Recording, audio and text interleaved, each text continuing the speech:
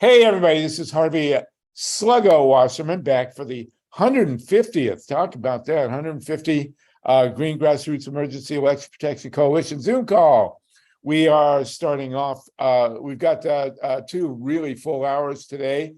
The first hour, we're going to be talking about nuclear power, specifically a great new film from Jim and Mary Beth at Eon in Bolinas. Then we're going to do a big boatload on Diablo Canyon. Be joined by Linda SEELEY from the Mothers for Peace and talk about a new article up at Counterpunch. And then we've got the great Kevin Camps with us. There's Linda. Hi, Linda. We've got the great Kevin Camps with us from Beyond Nuclear, our Michigan man, who's going to talk about the insane. You couldn't make this stuff up. The insane attempt to reopen the Palisades nuclear plant. I guess they just want to see how long it'll take to fall apart. That's the first hour. Second hour, we're going to talk about the Pacifica Radio Network. By the way, we're joined by the great Libby Halevi. Libby, great to see you. Libby is the host of the Nuclear Hot Seat for many, many years and was up close and personal with 3 Mile Island. As was I, but she was there while it was happening. The second hour, we're going to deal with Pacifica Radio Network and the right-wing shift at Pacifica and the election that's going on and how we can, God help us, stop what's going on in Pacifica with the victory, hopefully, of the New Day contingent out to save the Pacifica Radio Network, which God knows we need. So, in this first hour, starting with 27 people, we're going to go to San Onofre, this new film, then Diablo Canyon, and then Michigan, and then other nuclear issues we have. We're going to give the full hour. Also going to talk about renewables, and we have great Mila Reeson with us to fill things in for us as well. Jim HEDDLE and Mary Beth Brangan, you are in Marin County in scenic Bolinas, and you have spent the last 13 years since Fukushima making a film. Let's just say that however long it took you to make this film, it took them longer to build the Vogtle nuclear plant, so that's a good sign. But tell us about this new film you have and where it's going to open and what it's about. Well, it's called SOS, the San Onofre Syndrome. San Onofre Syndrome is a way of describing a condition shared by all the reactors around the country, that is stranded nuclear waste with no way to take care of it properly. Yeah, so we do mention that it's a problem that's all over the country. We focus, in fact, we have a shout out to Palisades, how crazy that is, and the other Holtec properties that are under such crazy management and a lack of management. And this is oh, thank you for putting that up. The beautiful picture for those of you in Radio Land, and I want to welcome our listeners at the Progressive Radio Network on the Solartopia Green Power and Wellness Show. We're looking at a picture, a night picture of the San Onofre reactors, the three of them between LA and San Diego. And this is what your film is about, right? Right. It tells the story of San Onofre, but it applies nationally to all the various reactor sites with piling up high-level radioactive waste. Basically, it shows the power and effectiveness of organized citizen-informed resistance and the dereliction of duty of the regulatory agencies, which are corporately captured and are more in favor of industry interest than public safety. Yeah. So the San Onofre reactors, there were three of them. One of them shut a long time ago for various issues. And then in the early 2000s, God, these geniuses violated their permit and put in unlicensed new generators that didn't work. Is that right? Right, steam generators that were defective. They got around an NRC regulation that would have required them to file for a change in design, and they just pretended like there was no change in design. And then when it failed within months, they tried to continue operating it. It was total craziness. It's amazing how stupid these geniuses are. And there was a radioactive leak at San Onofre, right? That people, well, what distinguished this radioactive leak from so many other radioactive leaks is that people found out about it, right? Right. It must have been pretty bad for them to have actually admitted there was a leak, even though they said, oh, it's just a tiny leak.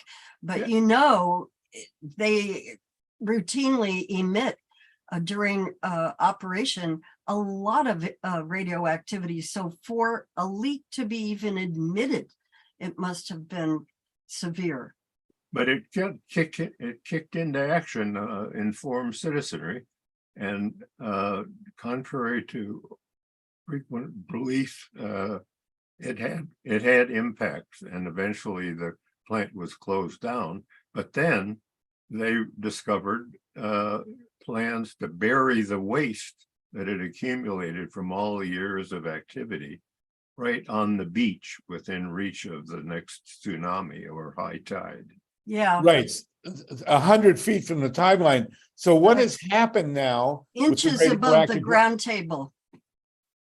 What's happening now with the radioactive waste at San Onofre? Oh, it's just sitting there in corroding canisters waiting to be properly dealt with. That's what I'm visualizing. That's what we're hoping is a result of our film. Well, I think they should take the waste from San Onofre and divide it between the White House and Mar-a-Lago. What do you think? Well, the problem is transporting the waste anywhere is a big danger because it's like a mobile Chernobyl, as people say. Yeah, Kevin is an expert on the horrors of transport. These are very fragile tubes that can shatter under certain conditions. And if the pellets inside get together, they can cause a criticality. So it's really a rolling potential Chernobyl zipping across the country. So what we're promoting or advocating, or at least wanting to get the conversations begun, is the concept of keeping, well, remember hardened on-site storage, HOS, that was the movement's recommendation for years and years and years. And this is more or less HOS plus, because what we're advocating is that in order to keep it on site in a safe condition until a more permanent solution is developed, it needs to be repackaged. That requires a hot cell, which is an enormous facility where you do it robotically. And then because you can't get close to it. And then what we'll do is then it would have to be put into storage in reinforced buildings, not just have dirt piled over it. And so then it's being maintained while the next best thing is developed. We're calling it, or we didn't coin the term, but we're referring to it as rolling stewardship, transgenerational rolling stewardship, instead of abandonment in deep geological caverns and abandon it, you know. Unless that and people come up with ways to overcome the challenges with that plan, But we're not concerning ourselves with the long term. We want, this is interim. This is what needs to happen ASAP. Yeah, even if there were a geological deep repository, we'd still have to take these measures to make sure Right. it's safe in the short term. Well, we refer to these deep geological places as suppositories. And we admire your film. It's coming out. We'll talk about it again in 2 weeks. We will not meet next week, by the way. Next week is Yom Kippur. We will meet again in 2 weeks, and we will have you back to talk about the actual film, which opens Sunday, October 8th. Where will it be opening? It's at the Regal Film Theater in LA, downtown LA. Oh, And that's, okay. Premiere. that's why I wanted to know where you were, Sluggo, if you Oh, can well, I'll make be it. there. I'll be Oh, at the good. premiere. I got to go rent Wonderful. the tux. And then it'll be virtually available on Friday, October 13th. Right. So Jim and Mary Beth, you guys are really great, tremendous filmmakers. The film is called San Onofre Syndrome, SOS, and we'll have you back in 2 weeks to talk more about it. And of course, we do want to celebrate the fact that it was citizen action that has shut the San Onofre reactors. We still have to deal, as you've said, with all the waste, but those 3 reactors do not operate now, and it's a huge victory. California is down to 2 reactors, the 2 at San Onofre, and we're going to talk with Linda SEELEY, and of course Kevin Camps is with us also to talk about what's going on at Palisades. One more thing I wanted to say, we'd love to promote the petition with the showings. The petition, the Mothers for Peace, just began with the showings of our film. So let's make sure we cover all the bases here. Okay, absolutely. And we're joined with the great Joel Siegel from North Carolina. Joel, great to have you with us. We have 45 people on. Jim and Mary Beth, stay with us, please. And Kevin, we're going to get to you. We're going to talk now with Linda SEELEY for the Mothers for Peace. Linda has redrafted a petition that we circulated in 2019. What's happening at Diablo Canyon, the 2 reactors at San Luis Obispo, is that they will be shutting very soon. And Linda, correct me if I'm wrong, for refueling. We don't know exactly when. They never tell us when, but we know it's going to be about 50 days. Now, in 2019, they shut Diablo Unit 1, and we petitioned. We had 2,400 people sign, and we know that the Governor Newsom read it, the petition, and just blew us off. And we didn't actually ask for Diablo to be shut. All we asked for it was to be inspected, which, they can't get insurance and they can't get inspected. You can't drive a car in California that's not insured or inspected, but I guess a nuclear plant that could kill a few million people, that's okay. So Linda, and you've been with the Mothers for Peace for, well, of course you're only 19, but for God knows how long. Tell us in detail now, and folks, go to Counterpunch. We're going to put the link in the chat. Tell us, Linda, what's going on with your petition and the effort to keep Diablo shut. Okay, thank you so much, Harvey, and Jim and Mary Beth. Really good to see you. Mothers for Peace has been involved in trying to get Diablo Canyon shut down since before it opened. In 1973 is when we started. We currently have 3 proceedings going on.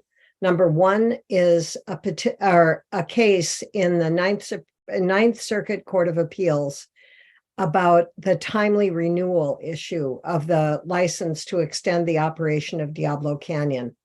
That the NRC violated its own rule, which is called the timely renewal rule, when they allowed PG&E to apply for a license extension only 10 months before Unit 1 is scheduled to shut down. That's completely against their rules. The rules state that it has to be 5 years prior to the scheduled expiration of a license. They've allowed another plant 3 years. 10 months is insane, especially when you think about and then, okay, that's the first thing we're involved in. The second thing is at the California Public Utilities Commission, where we are saying that Diablo Canyon is not economical, it's not safe because of earthquakes, because of the Unit 1 reactor vessel, and we have enough renewables to make up for Diablo Canyon right now. So don't let anybody tell you that we need Diablo Canyon because we need this carbon-free energy source. It's completely BS, okay? So what we're doing now, last Thursday, we filed a petition with the Nuclear Regulatory Commission because think about, Harvey was just talking about it. We have 2 reactors just about 7 miles from my house. The Unit 1 reactor vessel was manufactured in 1967. And I was still taking acid in 1967. I know, tell me about it. Okay. And that after they installed that vessel, they realized that some of the material that they put in there, namely copper and nickel, they had too much of those things in there, but they thought, no big deal. So now, after running it for almost 40 years, what's happened, because it's been under tremendous pressure, tremendous amounts of radiation have been, given off inside of there. And it's really, really, really hot in there. And everything works fine as long as it's just everything is going along perfectly. The problem is that if we would have an earthquake at Diablo Canyon, and there happen to be 13 earthquake faults just in the very vicinity of it, and one of them runs straight under the reactor, and that one has recently been found to be what's called a thrust fault, meaning that if it went off, it would go up instead of sideways.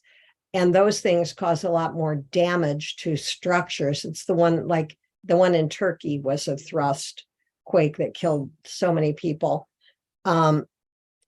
So anyway, this reactor vessel, what happens is, like, if there's a problem, earthquake, active malice, if there's some kind of screw up with one of the operators and they do something they shouldn't have done, which is what happened at Chernobyl. That's why that thing melted down.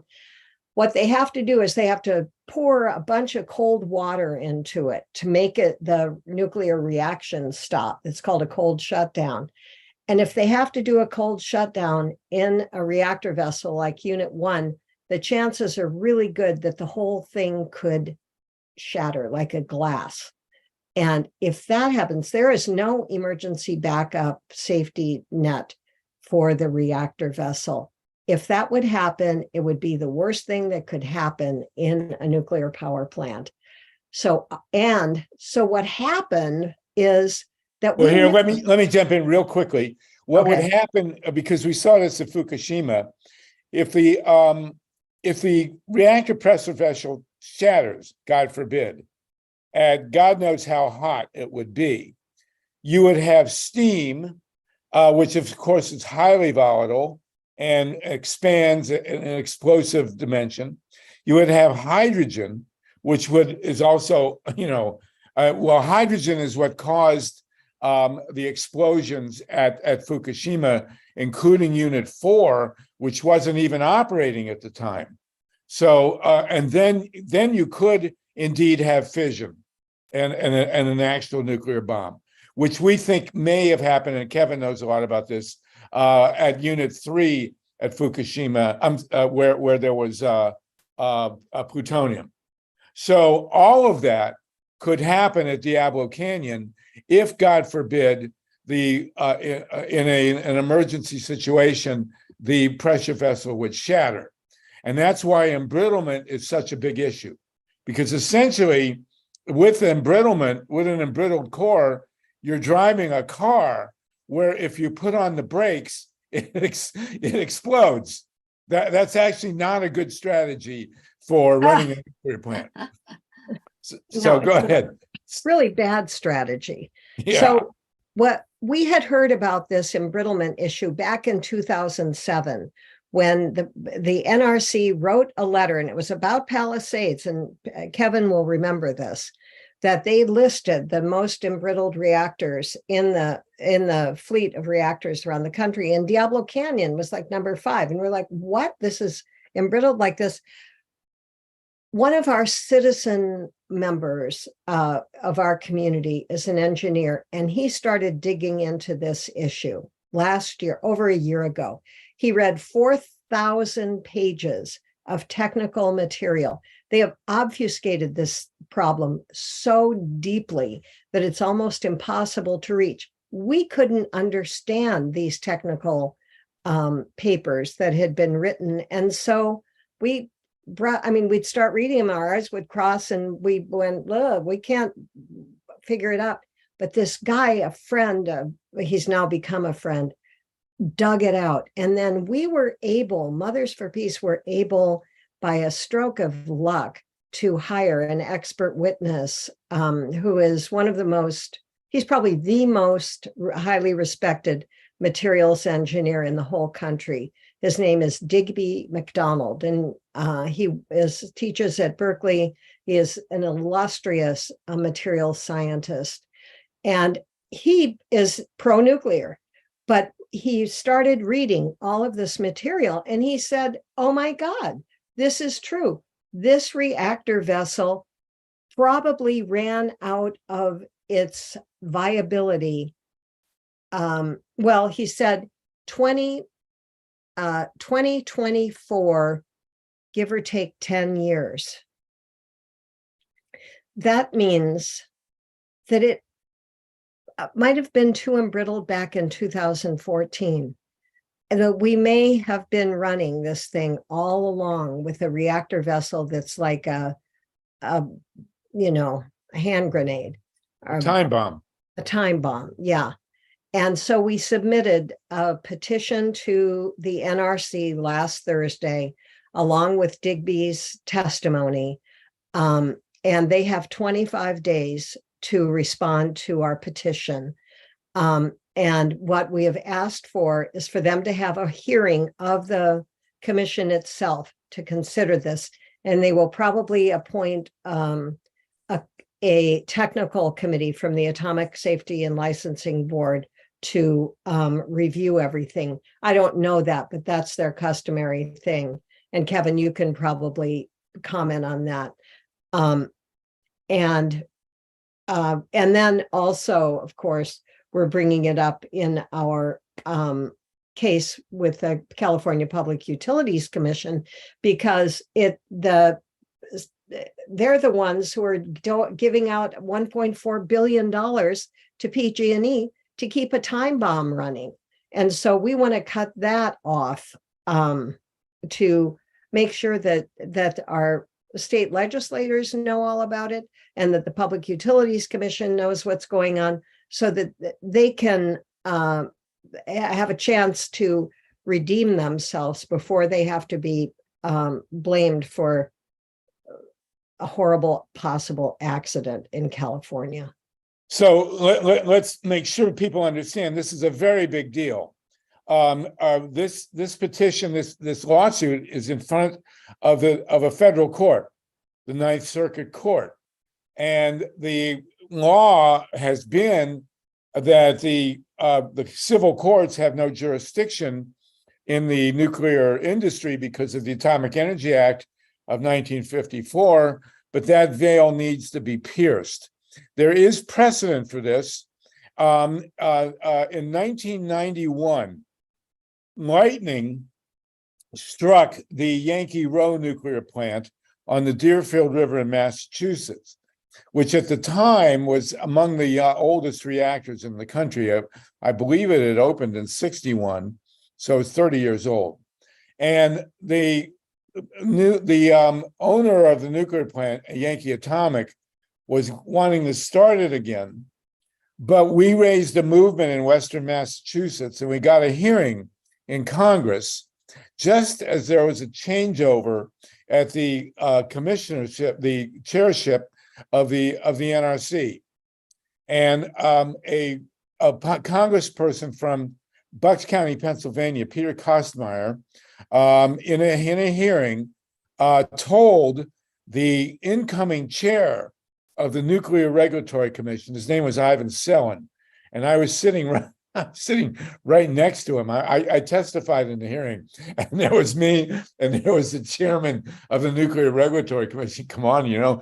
Anyway, so Kostmeyer told Ivan Selin that he needed to make sure, and we raised the issue of embrittlement. It would not have become an issue without the citizen participation.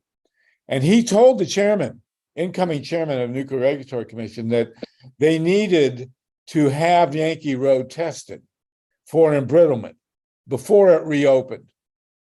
And there was a whole uproar, and we don't know to this day if Yankee Atomic had the capacity to test for embrittlement. There was discussion of they were going to have to take like an ice cream scooper and somehow carve out a piece of the reactor pressure vessel and test it.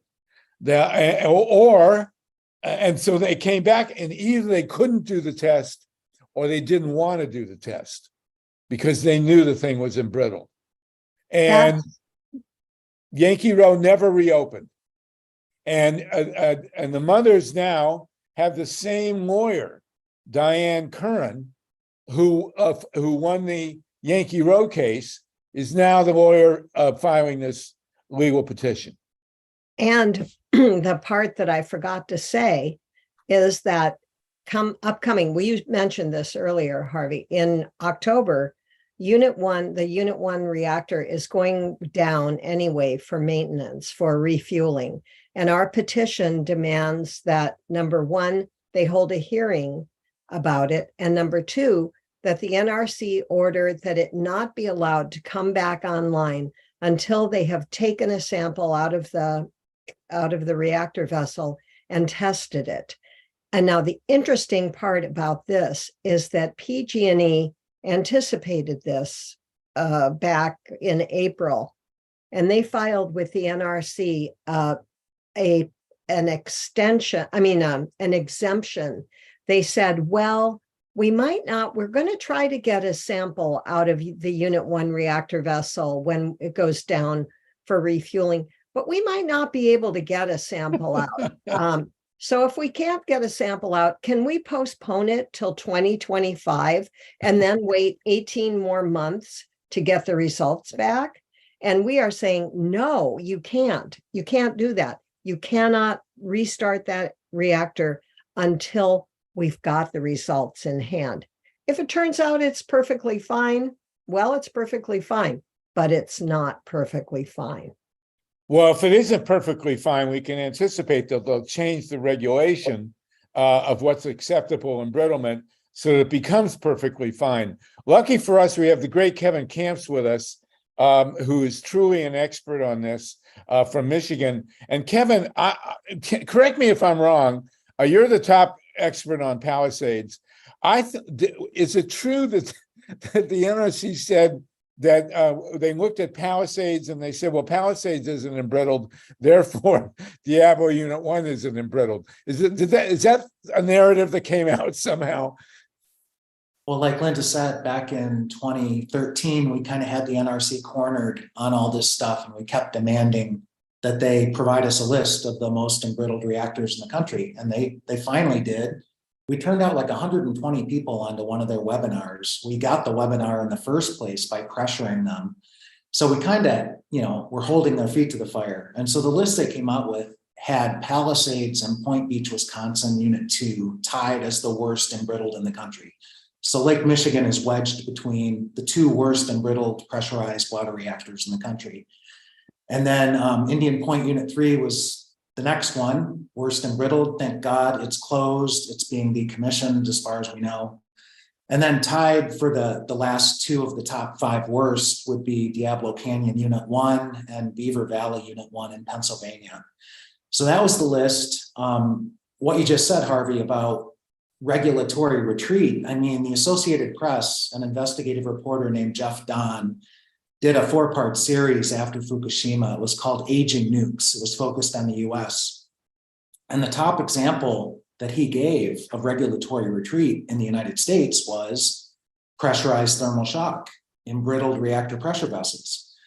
So this, as you said, has been going on for decades. I think the lesson that the Nuclear Regulatory Commission and the industry learned after Yankee Row was we will never let that happen again. And so they have devoted themselves for the past 3 decades to not let that happen again. There will never be another reactor shut because of these risks, these particular risks. But they've even worked it into the 20-year license extension processes, the 40-year extensions out to 80 years. They're rumoring 100 years. What they do is they come up with a methodology that makes it all better on paper. And when reactors can't meet one methodology, they're allowed to try another methodology. And it's all fine on paper until it's not.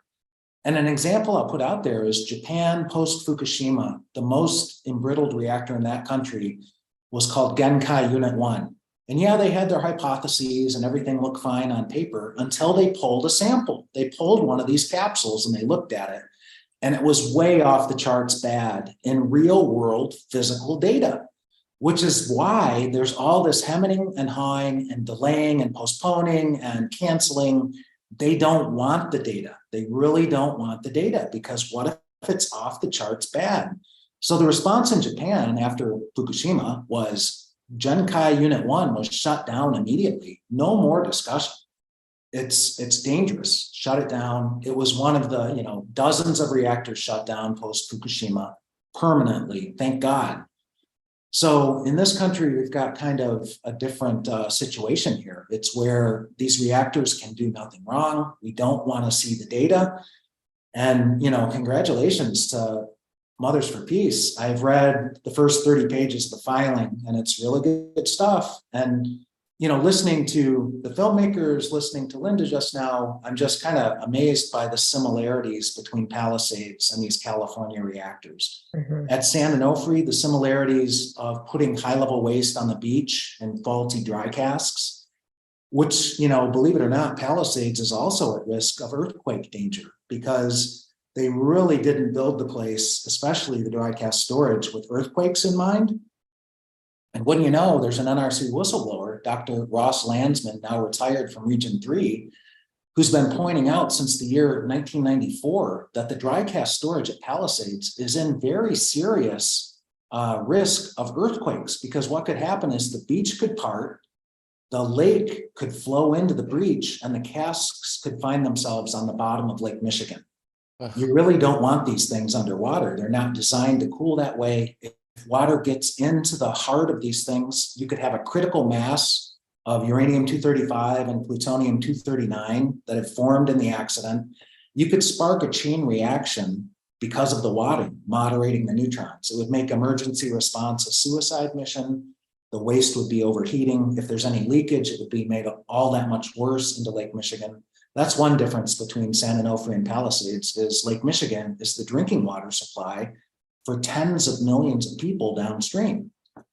And then the similarity on embrittlement between Diablo Canyon Unit 1 and Palisades is another similarity. So, where Diablo Unit 1 was supposed to shut next year, and I hadn't really realized about the 13 years or the 16 years they'd recaptured on their license. That was kind of news to me. They've done similar at Palisades. They recaptured, the construction period, for example. Right. So these reactors should have been shut years ago, decades ago, but nope, they're still going. So the fight at Palisades is getting more and more serious. Where Diablo was supposed to close next year and the year after, Palisades, originally was supposed to close in 2007. Then they got a 4-year recapture of the construction period. We fought them on the 20-year license extension, but we lost. So that now they were good to go out to 2031. That's where the license is now. But we've learned that Holtec, in its restart scheme, we're calling it a zombie reactor restart scheme. Sure enough, they're not going to go through all this bother. to just operate till 2031. They're going to go for another 20 years. That would take it out to 2051. And, what just happened, which made the news several days ago, was that unfortunately, Holtec has found a buyer for the electricity. These two rural electric co-op networks, one in Michigan called Wolverine, how clever, the other in Indiana called Hoosier, how clever. And it turns out that Wolverine got burned on Fermi Unit 2 decades ago. They got gouged. They were lucky they didn't get worse gouged, but they got gouged. They should have learned. They haven't learned. They're now in bed with Holtec. You've got the safety risks, which are off the chart. You've got the gouge to come in the form of a power purchase agreement that's way above market rates. The reason Palisades was closed last year by the previous owner, Entergy, was that the power purchase agreement between Entergy and Consumers Energy, the original owner, which led to charges on ratepayer bills up to 57% above market rate. It ended last year. From 2007 to 2022, a 15-year power purchase agreement that was gouging the rate base in the area ended. And Entergy was like, our joyride is over in terms of this gouge on ratepayers. But Entergy has known about these dangers. They knew about the dangers of acquiring Palisades before they did so. They didn't make any of the fixes that Consumers Energy said needed to be made in 2006. The lid, the steam generators, the reactor pressure vessel, the list goes on and on. So here we are in this predicament where the safety risks can't really be overstated. The risk to pocketbooks would also include all these state and federal bailouts. The state's already given $150 million towards the restart scheme. They'll probably give another $150 million. The feds are poised to give $1 billion nuclear loan guarantee under the Inflation Reduction Act. But I don't think Holtec has given up on that same pot of money that Diablo accessed, the Civil Nuclear Credit Program at DOE. That would be another $1.2 billion from the feds. So the restart scheme bailouts are $2.5 billion. But get this, Holtec has also announced they want to build 4 small modular reactors at the Palisades site. Another $7.4 billion in nuclear loan guarantees. We're now talking $10 billion in public bailouts at the Palisades site. Are they going to invoke eminent domain and take the state park and take the Palisades Park resort community to build 4 more reactors on that site? So all of this is in play. It could all culminate in a decision by Halloween, which is so appropriate and appreciated that Holtec would choose Halloween as their decision date on the restart of the zombie reactor. So we're thinking about doing our 2nd annual Zombies Against Palisades, or ZAP for short, with an exclamation point on the end. We showed up as zombies at the state capitol last Halloween, and we're thinking about showing up this Halloween. But it is some scary stuff. These are nuclear nightmares, no joke. So that's what's going on out here. Oh my God, it is truly astounding. I want to point out in terms of earthquakes that the first reactor in the United States that was actually physically damaged by an earthquake was in Ohio. The Perry nuclear plant in 1986, just when the Challenger blew up, Perry was hit by an earthquake. The governor at the time, Richard Celeste, took the NRC to court, demanding that they not reopen, that they actually, Perry had not been opened and they were pushing to open it. And Dick Celeste asked the federal courts to not allow Perry to open until there was a study of the evacuation planning in light of the earthquake. And the federal court turned him down and said, and let them open, even though there was not a restudy of the evacuation planning, which is, of course, another issue. The other nuclear plant in the United States that's been damaged by an earthquake is North Anna in Virginia, for God's sake. So, we always think of the earthquakes on the coast, but an earthquake in the the biggest, actually, the most powerful earthquake fault in the United States is the New Madrid fault, which goes right up the Mississippi River. So, this earthquake issue is not limited to the coasts. And I got to point out, of course, the Palisades is shut, and they are now pushing to reopen it. Is that correct, Kevin? Yeah, Entergy shut Palisades on May 20th, 2022. 11 days earlier than planned. And the reason, in addition to all the safety systems I've already mentioned, was that Palisades has had control rod drive mechanism seal leakage since 1972. They've never determined the root cause. They've never fixed the problem. They do Band-Aid fixes. So that's another pathway to meltdown at Palisades. So in addition to all the risks that we already knew about before they shut down, you've now got the risk that Holtec has not maintained the plant. They have not actively maintained the steam generators. They've not even turned the turbine generator. So that thing is bending under its own weight. And some of you may remember Christmas Day, 1993 at Fermi Unit 2, when their turbine generator suffered a mechanical explosion and sent 500-pound chunks of metal at high speed crashing into various systems, including cooling water, which then flooded the basement, got radioactively contaminated, and they ended up dumping 2 million gallons of radioactive wastewater into Lake Erie before they got permission to do so. And then they pretended like they got permission, and they got permission, and then they said they dumped. They had already dumped. So those are more risks at Palisades, that they haven't done active maintenance, and you can't just flip a switch, but that seems to be kind of what they plan to do, and we'll see what happens.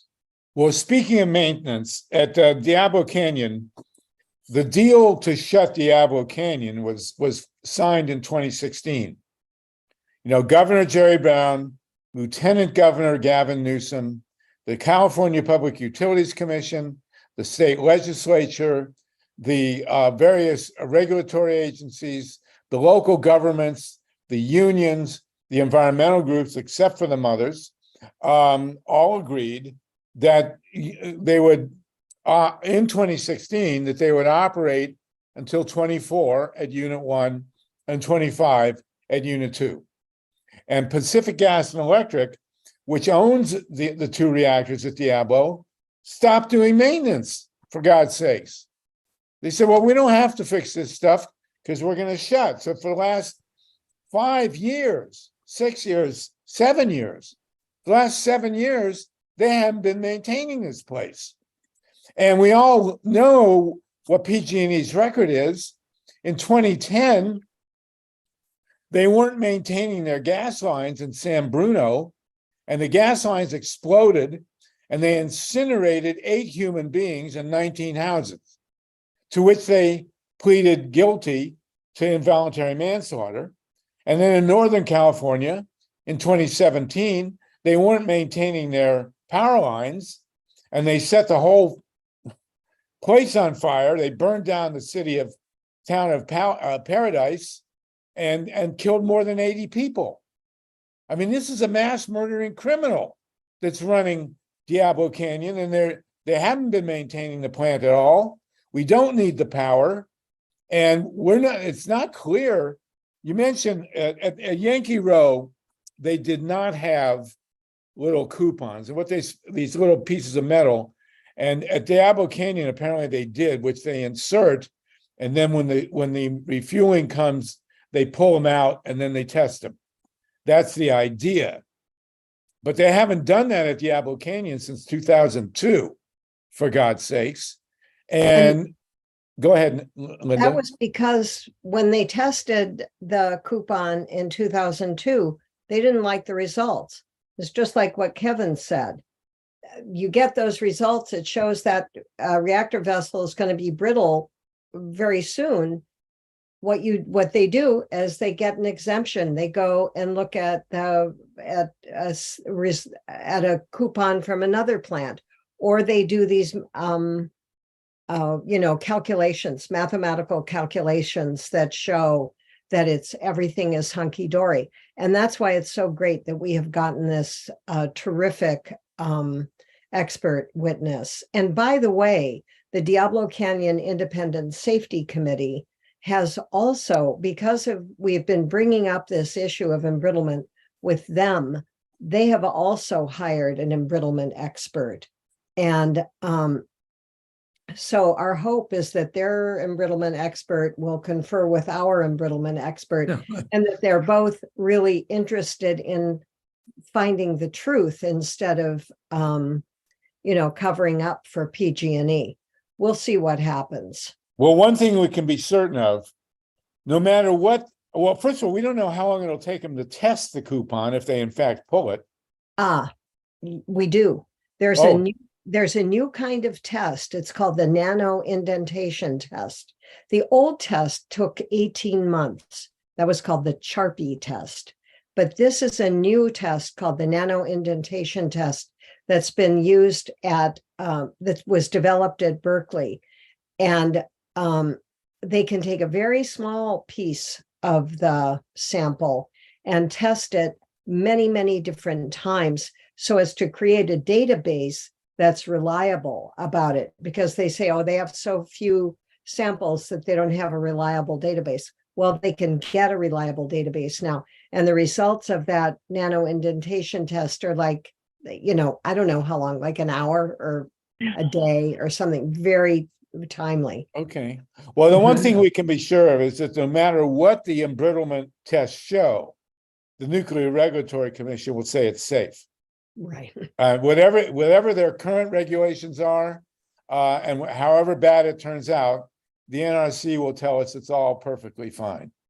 We have 53 people on the call. We got a couple people raise their hands. I do want to acknowledge the great Libby Halevi, with her, she's been doing the nuclear hot sheet. She has a wonderful book, entitled "Yes, I Glow in the Dark," about her horrific experiences at 3 Mile Island, where she was during the meltdown. Libby, put the link to your radio in the chat, please. And we saw Libby at a great rally this weekend. It's good to have you, and chime in if you want. I got Steve Caruso, Alex, and then Tatanka. Steve, go ahead. Yeah, so recently they had a 3.6, it was August 27th, maybe, earthquake 10 miles, not far from Perry nuclear plant. Right. Also with the co-op buying a power purchase agreement from the projected Palisades deal, we've got lambasted by our local co-op about base load, you know, the old base load argument. We need this and we need that. And somebody's getting to these people. Somebody's going around and selling the garbage and pushing, you know, we need baseline. We got to have our nuclear energy, blah, blah, blah, blah. And then also, it's not related to nuclear, but in the way the replacement for nuclear is this fight against Citizens for Responsible Solar, this group that's out there, you know, getting money from Koch brothers and the whole thing. I put a thing in the chat, a file that's an article that I transcribed from Jay Warmke's video. And it's just this whole push from the other side to get people to move over to nuclear. And this is where we got to build the wall, hold our finger in the dam, and stand there and wait till help comes, because it's got to stop.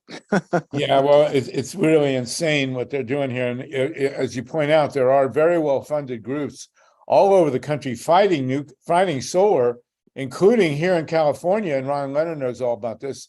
The California Public Utilities Commission has gutted the paybacks from solar panels on rooftops. They are gutting it for large projects, not just individual, and they're also now attacking microgrids. So along with this lunacy of keeping Diablo open, they're really sabotaging solar energy in California, where there's 70,000 people working on rooftop installations alone. It's unbelievable. Alex, thank you for that, Steve. Alex Dubrovsky, and then Tatanka. I have a question for you. Yeah, go ahead. Hello? Yes. Yeah, go ahead. How much will it cost for people to stop fighting?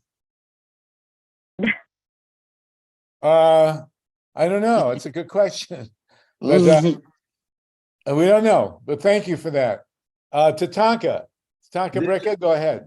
This is not a serious suggestion, but this gets so insane. I'm thinking that we should have executive coupon-lined clothing and pajamas and order every one of the executives from the private plants in the state to have to live on site right next to the power plant for the next 40 years. Well, hopefully we'll get it shut. I do want to point out one thing, and this is an important honor. We're at 250. We have 54 people with us. The argument over nuclear power is no longer actually relevant as a big issue. Because, first of all, there are 93 reactors in the US and one more is left to come online.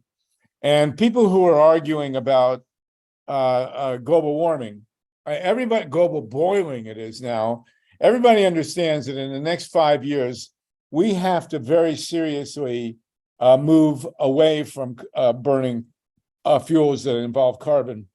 And the bottom line is that, you know, nuclear plants do emit carbon. They also emit serious quantities of heat.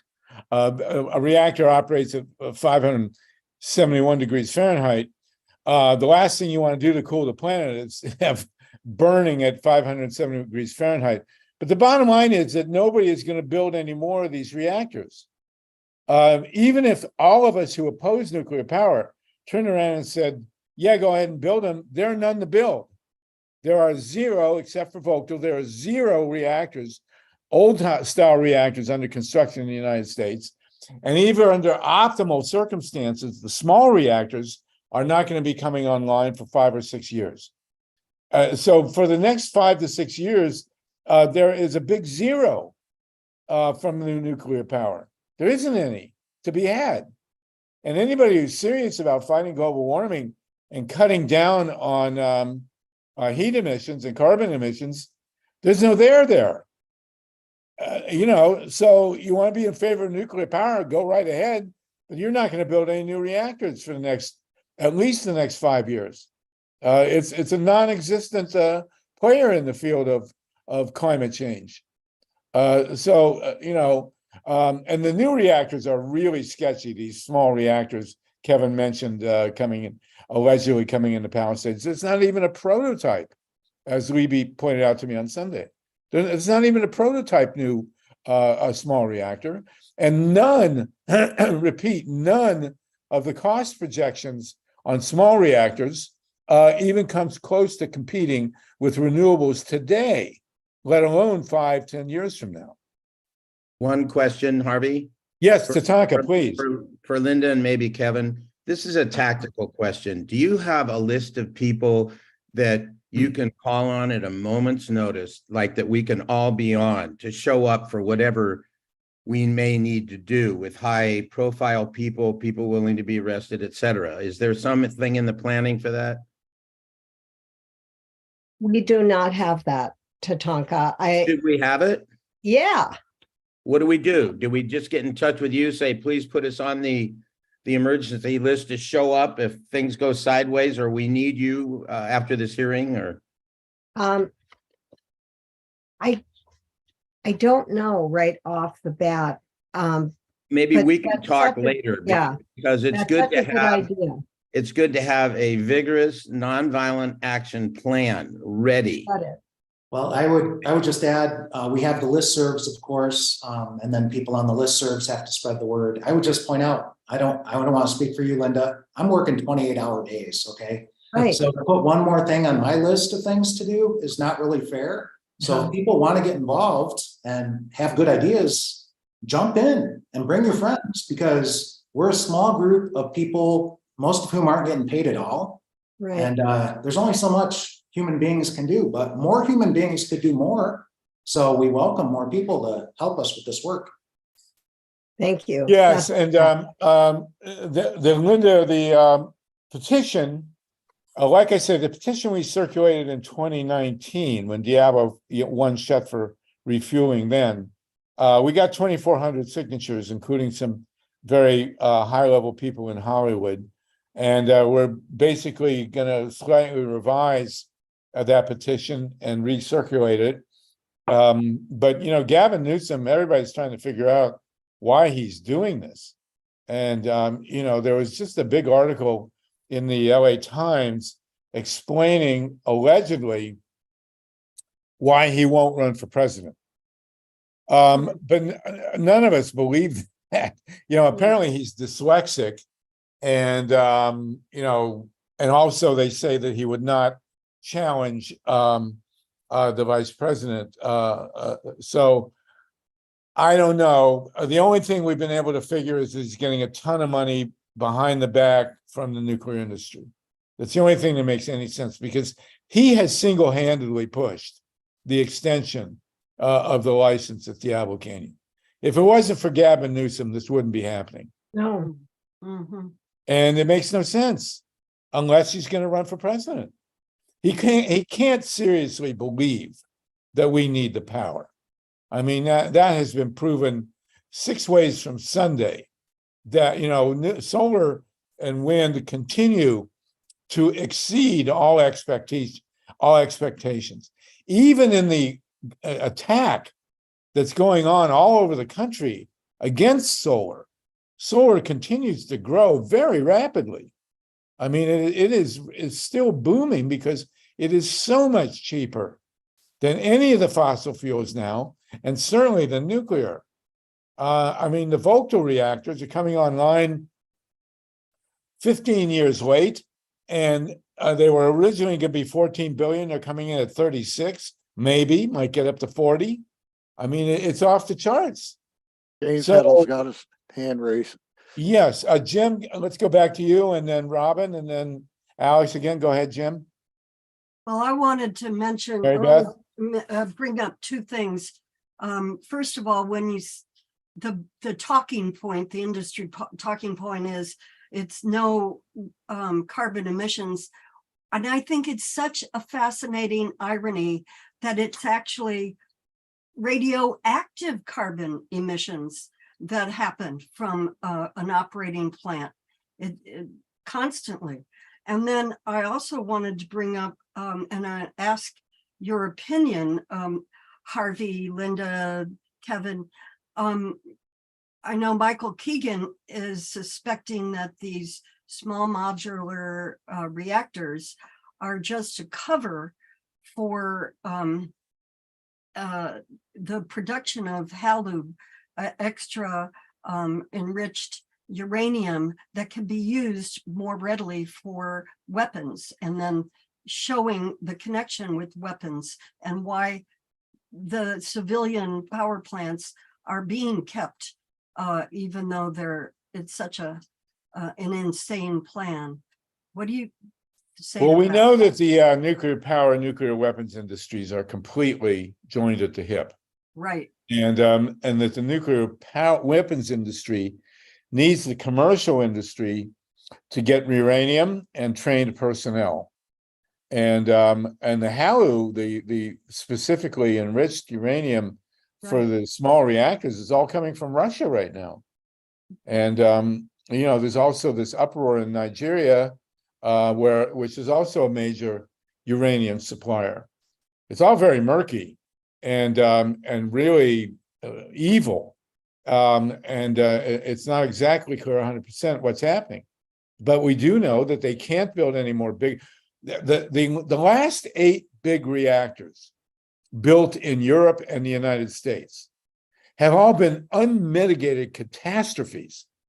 The one in Finland, Olkiluoto, came in like 15 years late, double the budget, and then now shut it periodically because wind is so much cheaper. The one at Flamanville in France, still not open, totally off the charts in terms of delay, billions of dollars, enormous money loser. There's 2 in Hinkley in southern England. Again, they're up to 35 billion euros. They're not open. Makes 0 sense. In the United States, we have the 2 at Vogtle. One just came online, one's about to, allegedly. Started in 2008 or 9 at $14 billion. They're at $36 billion. And then the big prize goes to VC Summer in South Carolina, 2 reactors that they put in $10 billion and then they abandon it. It's just sitting there, completely unfinished, never open, a total waste of $10 billion. That's the last 8 big reactors built in the United States and Europe. It's a train wreck. And so there's never going to be another big reactor in the United States. And these small ones are a total fantasy. There's a giant hole now in the nuclear industry's argument that they can fight global warming because they can't build any new reactors, at least for the next 5 to 10 years. And so then we come back down, they shut Palisades because it's uneconomic and dangerous as hell. And now they're going to reopen a plant that's been shut for 2 years? You got to be crazy to even think about doing something like that. It's off the charts. Mhm. So, Robin, did you want to say something, Robin, and then Alex? Yeah. The problem with nuclear, I think it's more because it's all privately owned and for profit, and the Fukushima problem, it was GE, it had a whole lot of disastrous designs in their plant, and if nuclear power was run by the government and, to make sure that it was absolutely safe, it wouldn't be so bad. But, most of the nuclear power plants, the companies are run by narcissists and sociopaths that only care about big profit. And I think that's that's the reason it's such a disaster. Well, we've had reactors at Tennessee Valley Authority and also Bonneville Power Authority, and they Hanford. haven't done so well either. Hanford. Unfortunately, Robin. But Can I speak to that too, Harvey? Marla, go ahead, and then I we'll just do wanted to say Mimi. that the Palo Verde nuclear power plant in Arizona, the largest nuclear power plant in the country, is essentially a muni. It's owned by Arizona Public Utilities, New Mexico Public Utilities, PM. It's also owned by a consortium of Southern California electrical companies and municipalities. And it evaporates 27,000 gallons of water every minute of every day to keep the 3 giant reactors from exploding in the desert. It's depleting, it's just insane. So no, that isn't the answer. The answer is to shut the reactors down, whether they're run by governments or whether they're run by private corporations. They need to be shut. They can't be run safely. They're very dangerous and they need to be shut. Talk about routine emissions. Yeah, well, let's do Mimi, and then we'll go to that, and then we've been joined by Jan Goodman and Myla's with us, so we're going to segue over to a discussion of Pacifica Radio, but this is something we got to keep going at for a while. Mimi, go ahead. Mimi, I know you're a big organizer here in California. Thank you. Hi, everyone. Nice to see you. I first wanted to say thank you to everyone who made the national and international and fossil fuel climate marches such a success. That was so wonderful to read about. I went to Sacramento in a bus from Berkeley, and we were all floored when we read the headline of 75,000 people in New York City. So great job. I can't clap because I'm holding my phone, but great job, everyone, for that. But I just wanted to warn people to be aware that I've heard Jennifer Granholm refer to nuclear as clean energy. So is she still doing that? And folks, when you hear that, you've got to, gently correct that right away, because that's not a proper frame for nuclear, as all the amazing organizers here know. And that's all I wanted to say, is to be aware of, that false framing. So thank you. Well, Kevin, thanks. I'll go. Kevin's got a history with these 2 women from Michigan, Jennifer Granholm and the governor, Whitmer. Kevin, you want to talk to that? Yeah, Granholm, the energy secretary, was attorney general and then governor of Michigan. And when she was AG, we turned to her for help. We were fighting a mixed oxide plutonium fuel shipment from Los Alamos, New Mexico, to a test reactor in Canada. It was actually weapons plutonium that had been converted into reactor fuel. And they were going to try to do that with mountains of weapons plutonium from Russia and the US, turn it into reactor fuel. And that program, after the wasting of many billions of dollars, has thankfully stopped for now anyway. But Granholm would not help us. She gave us the cold shoulder as AG. She was not going to do anything about that shipment. So we had to do it on our own. And then when she was governor, she ran for re-election as governor, and Consumers Energy, who owned Palisades at the time, loaned a top executive to run her campaign for re-election for governor. And perhaps in return, Granholm, then her Michigan Public Service Commission, approved a raid on the Palisades Decommissioning Trust Fund to the tune of $316 million, a huge blow to the trust fund. A third of it went to Consumers Energy, the seller. A third of it went to Entergy, the buyer. And ironically enough, a third went to ratepayers. Well, wouldn't you know, the current AG, Dana Nessel, has estimated that the Palisades Decommissioning Trust Fund is $200 million short of even Holtec's plan to decommission the site. So, wow, what a bad idea that went down under Granholm's watch to loot the decommissioning trust fund. It's now short. They can't even carry out the decommissioning that they've said they're going to carry out. They don't have the money. So that's Granholm. She has a horrible history on this stuff, but her boss, Biden, is apparently just as bad. And I will point out that, you know, he came from Wilmington, Delaware. That's his power base originally. You know what's close to Wilmington, Delaware? A 3-reactor complex called Salem Hope Creek. So in a sense, the political economy of Wilmington, 15 miles from this nuclear power plant, is set by the plant. That's what dominates the political economy of the area, along with the chemical industry and what other, you know, insurance industry, and the list goes on, the corporate charter industry. But, you know, if you look at the Crack 2 report by the Nuclear Regulatory Commission, calculation of reactor accident consequences from 1982, the results are so shocking. They tried to suppress the report, but Ed Markey got it outed in Congress. Look at the casualty figures. Some of the worst casualty figures in this country, if there's a meltdown, would be at Salem Hope Creek, because it's so close to Wilmington, it's so close to Philadelphia. And, you know, the Democrats we've been talking about here, Biden, Granholm, Whitmer, Newsom, they have some explaining to do. Their behavior is really bad and putting a lot of people in danger. Well, there was a time when Biden was critical of the Nuclear Regulatory Commission. And where he lives in Delaware, actually, you can see across the river to a nuclear plant in New Jersey. But, you know, it's really obscene what's going on here. And, you know, these journalists continually, as if they can't write the article, they refer to nuclear power as clean and carbon-free, which is both a total lie. And you know, it's just ridiculous. And it's become part of the vernacular. Now, when they don't say clean solar or carbon-free wind, but then when they refer to nuclear, it's always clean or carbon-free. It's really obnoxious and just total BS.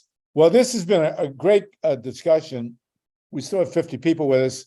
And Linda, will you tell us again where the petition is and how people can get to the Mothers for Peace? Go to mothersforpeace.org, click on latest news, and you'll see all of the things that we've been doing. The one thing I wanted to say, Harvey, is this is a legal petition that we filed with the NRC. We are also doing, Harvey and I are working together, and Mila, to create a citizens petition that we are going to address it to the NRC and Governor Newsom for people to sign, so that, and it's all about the vulnerability of the Unit 1 reactor vessel, plus some other demands that are absolutely necessary in order to safeguard the safety of the people of California. And we're working on that now. It's not done, but it'll be available on Harvey's website and on the Mothers for Peace website. And did you want to say something, Mary Beth? Oh, I was swatting a fly, but I do want to say I would like to be, pass those out at all our screenings. Oh, yeah. Okay, thank you. Mhm. Oh, And I there- did want to call on Libby Halevi. Do you want to post, just introduce yourself and post where your nuclear hot seat is, and you want to say a word or two here, Libby Halevi? You with us there? There you are. Asked to unmute. I think we can unmute you here. Libby is the author of, no, you're still not unmuted. I don't know why we're not able to unmute you here. Can we unmute Libby? No? Yes? I'm having trouble doing it. Oh, There we I go. just Here we are. got it. Yeah, hi. Great discussion. I'm going to be borrowing parts of it for my show this week, with Harvey's full permission. Of course. Nuclear Hot Seat every week puts together news that's out there, announcements, acknowledgements of activists, as well as at least one solid interview with someone involved in or important to this ongoing discussion, this ongoing battle that we have. And if any of you are not familiar with the show, I invite you to take a look at it. nuclearhotseat.com. There are over 635 episodes that are up right now. They are searchable through keywords, and you can find background on just about all of the subjects that have been discussed here, as well as hear from many of the people. I'm going to be talking with Mary Beth and Jim this Friday for, I believe it's going to be next week's show or the week after that. So we will be talking at length about the movie, how it came about, and what it shows. And if you're not part of the community, please join, because that's where we can all tag in every week and find out what's going on around the world. Thank you so much, Libby. It's a great show. We're really glad to have you. Kevin, do you want to throw something in also before we move over to the discussion of Pacifica Radio? And then later toward the end, we're going to talk about Cop City. Wendy Liederman will fill us in on the horrific I just fight. urge people to check out the chat. I put some of the figures from the Crack 2 report on Salem units 1 and 2 in New Jersey that would impact Wilmington. Like I said, some of the worst casualty figures in the country. And then those property damage figures are pretty shocking. You'd have to adjust for inflation. It doesn't even account for the last 40 years of economic development. And also, there's been population growth around every nuclear power plant in this country since 1982. So as AP pointed out in 2012, the casualty figures, you have to increase them significantly. And NRC's response to all this was to come out with a new report to replace Crack 2 called SORCA, SOARCA, State-of-the-Art Reactor Consequence Analysis, which is a joke. Essentially, no radiation is going to get out, nobody's going to get hurt, and there will be no property damage. It's all zeros. It's like magic, how safe it is. Yeah, like the woman in the movie where Meg Ryan is having this dessert, I'll have what she's having. Mind-boggling. Kevin, we want to thank you for your incredible work over the years. Linda, Libby, so many, Myra, so many people who have been working on this issue, but this is life and death in California. I will point out that every homeowner policy in the country has an exemption clause, which says that if you lose your health, your property, your children, your grandchildren to a nuclear accident, the owners of the nuclear plant are not liable, and you can't sue. And we also want to make sure everybody knows, next 5 or 6 years, if you hear anybody saying the nuclear power fights global warming, there's no, even if the entire anti-nuclear movement switched, they can't build any new reactors in this country that can go online for at least the next 5 or 6 and more like 10 or 15 years. So, there's only one solution to global boiling, and that's renewable energy. Thank you, everybody. That's a killer discussion. We still have 50 people with us, 51. I will reiterate, we will not be meeting next week. It's Yom Kippur. Everybody will be passing out from their fast. And I do want to congratulate the organizers of that great march in DC, in New York.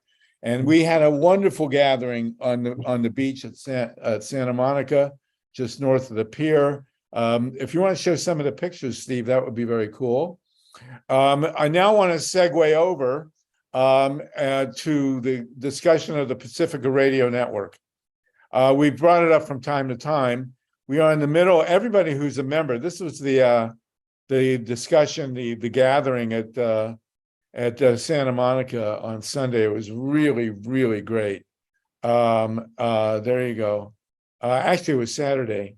This was really focused on the dumping of the million gallons of or tons, million tons of high-level radioactive water that they want to dump into the Pacific Ocean. But this was a really beautiful event, and this was part of the global, or at least the national march on global boiling that was in New York with 70,000 people. There's Mila. Look at that. There she is again. Hi, Mila. Great hat, Mila. Okay. So let's move on over now. We want to talk about the Pacifica Radio Network. Again, go to Mothers for Peace for the petition. Support Beyond Nuclear, which is where Kevin is at. Come to solartopia.org. We need to deal with this right away in Tatanka. His work on this has been fabulous as well. Also, we're joined by Anna Georgi, who's in Western Mass, has been a major leader in the fight against nuclear power there. And we have Joel Siegel with us in North Carolina, a stalwart on the environmental movement. Hi, Anna. How you doing? And so now I want to go to, and Camilla Reese is with us also. Camilla is a candidate for the board at WBAI. And any of you who are members of any Pacifica radio station, you need to listen about how to vote in this election. And we're joined by the great Jan Goodman, who has pioneered along with Myla Reese, the New Day Pacifica movement to try and retake this network, which is very, very dangerously and disturbingly sliding over to the right wing. And we really, really need to deal with this. It's very, very serious. So Jan, if you will tell us a bit about the struggle at Pacifica and what New Day stands for, we'd appreciate it. Pacifica, by the way, is WBAI in New York, KPFW in WPFW in DC, KPFA in Berkeley, KPFK in LA, KPFT in Houston, and then about 200 to 250 affiliates of campus radio stations and community radio stations. So it's the one network of the progressive left, and we are desperately trying to preserve it. So Jan, if you could tell us what's going on, that would be great. So let me just first ask, if you are a member of Pacifica, of any of the stations of Pacifica, would you put your, like the hand up symbol? There's Saltman and Mike Hurst, Justin, Lori, Tatanka. Tatanka is also a candidate for the board in KPFK, and Dave Saltman's a candidate at WBAI, and Mike Hurst is a candidate at PFW in DC. Okay, so. And Nancy Naparco, by the way, is also. Oh, Nancy's here, yes. And I failed to put my virtual hand up because I was multitasking. Okay, I should put my hand up too, but anyway, I'm not. Bonnie so- Bridges, so- where are you a member, Bonnie? Oh, Bonnie Bridges. Unmute yourself, Bonnie. And Steve Kaiser is a member, I think, at KPFK. Yes. That's correct. New Right. York. Bonnie is New York. Okay, Bonnie. Well, And you have Mimi? Camilla and Dave Saltman on running it for the board at BAI, so I hope you'll support them. And MK, where are you? MK, I don't know who MK is. But go ahead, Jan, go ahead. Okay, so I'm just trying to get a sense of, and Lisa, Smithline, are you still in LA? Are you somewhere else? I don't know if she's with us. She is still in LA, but I think she Okay. left the call. And I'm just trying, okay, So it would be really helpful if we just go, all you people that have your hands up, and I see people are drifting, putting their hands up. If you tell me where you are so I can be Okay, more specific really quickly. okay, well, Justin? Tatanka is a candidate in LA for KPFK. We're grateful for that. Lynn Finerman, where are you? That would be BAI. Okay, Lynn, Marin just BAI, County. Ruth Strauss. Oh, I'm wrong. Okay, Marin County. Marin KPFK. County, KPFA. Oh, good for you. And Ruth Strauss, of course, is with us in LA. And Dr. Nancy is with us in LA. Steve Kaiser in LA. Steve Caruso, where do you vote, Steve? Which WPFW, Washington, DC. So you're gonna be voting for your buddy Mike and Eileen Proctor, and we have some great candidates in DC. Jerry Toby, or Toby? Lisa Smithline, you're in Justin. LA. Justin, where are you, Justin? People can unmute themselves right now, so go ahead and try it if you want. Okay, And Central me- Coast. Justin, where are you? Central Coast of California. KPFA? Are you a member of KPFA? I actually registered for KPFK because I know Brad Friedman. Oh, okay, Oh, great. cool. Good for you. So you can vote for us. And Mimi? Where are you? I'm a member of KPFA in Northern California. I'm in the Bay Area. Good. Okay. All right, go ahead, Jan. So Okay, explain all the right. situation. So let me say this. First of all, the real future of independent journalism on the radio is at stake here in these elections, which will continue running from now until September 30th at 9 p.m. Pacific time. And the reason I say that is that Pacifica is in a true downward spiral, and it does not have much more to go in the downward spiral arena. We have Pacifica had its insurance canceled because it failed to pay its insurance.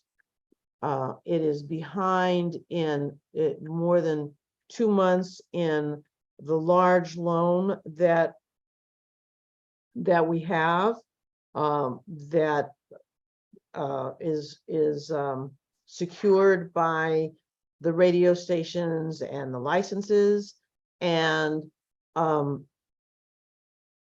we are struggling to pay. All of the personnel have been cut very close to the bone. So financially, Pacifica is really on the brink, and that's why we're so concerned. And New Day Pacifica, in fact, was created because of this financial insecurity to try to stabilize it, and we proceeded to write new bylaws that were more in line with what our auditors said. That is to say, smaller boards, and so we've done that. Meanwhile, these elections are going on, and we have people in New Day has endorsed people in Los Angeles and Houston and New York. Berkeley and Texas, and we have and we're very excited about. I'm personally excited. New Day hasn't endorsed them per se, but I personally am very excited about David Saltman and Camilla Reese running in New York, and a whole group of other people running in Washington, D.C. So if anyone knows anybody who might be a member in Washington or New York or KPF or Berkeley or Austin or LA, please get in touch with us so that we can give you our recommendations, and some of those are individual recommendations and some are by New Day in general. And it's very exciting. We have absolutely terrific people running in these areas, and just also to let you know that when we had this election on these new bylaws, the general membership voted in favor of it 55% to 45%, but the staff voted differently. It was a majority was voted against it because of some, we feel, well, no question they were lied to about what the bylaw said. So we're still in litigation over whether, whether or not the bylaws passed or didn't pass. And but it's very exciting to have full slates of people running at all of these stations, and we can make a huge difference. So I urge all of you who are members, please vote today, please vote ASAP, and urge anybody else that you know who might be a member also to vote. And I'm going to cut it there and answer questions. And I don't know if Lynn, if you have a question or if your hand is just left over from saying that you're a member. Likewise, David. No, I have a question. I have a question and some comment. Okay. Please. And then we'll get Dave Saltman. Yeah. I have been a member of KPFA and Pacifica for a long time, and these things have been going on for a long time. And what disturbs me the most is that I have not heard anybody make any effort to update us on what has happened with the WBAI gigantic problem with the Empire State Building and all that money. And evidently there's been a loan, and now we're out on the loan. Now I'm hearing that there's no insurance. I mean, this is outrageous. It is absolutely outrageous. I get these emails from New Day Pacifica, and then I get KPFA protectors. I don't know what's going on, and I fear for KPFA in particular, because I feel that it's going to be used in the final analysis, sold out in order to pay all these debts. And it's absolutely outrageous for a business to be having no insurance or to be out on its insurance payments. And everybody always says, yes, it's true, it's true. And then the same thing goes on and something is added. I still don't know where that loan is with regard to WBAI and the Empire State Building. Well, so, let me quickly tell you about the loan, because that's easy to do. So WBAI, the Empire State Building got a judgment against Pacifica in relationship to lack of payment for rent on the tower that was on the Empire State Building for WBAI. They got a huge judgment, about $3 million. Then Pacifica had to pay that off because, and we negotiated a payoff, and that's when we borrowed this large amount of money, $2.3 million. We negotiated it down, and we borrowed this money, and Pacifica is paying that money off, but we've become in arrears on that also. So so that large loan went to pay off the WBAI Pacifica debt, and it is, it still has yet to be paid off, and it's a big thing. And let me just say this, that one of the things that I have been doing is working with a grant writer who's a professional grant writer, in locating grantors and philanthropists whose mission parallels Pacifica's, so that we can go to them should our status change. Most grantors at this point want nothing to do with Pacifica because the structure is so dysfunctional and the finances are so dysfunctional. Does that answer your question? Yeah, the situation with New Day, you know, we won the election 2 years ago, and it was basically, you know, as someone who's seen stolen elections, that election was stolen, and then 4 duly elected delegates to the KPFK board in LA were summarily purged.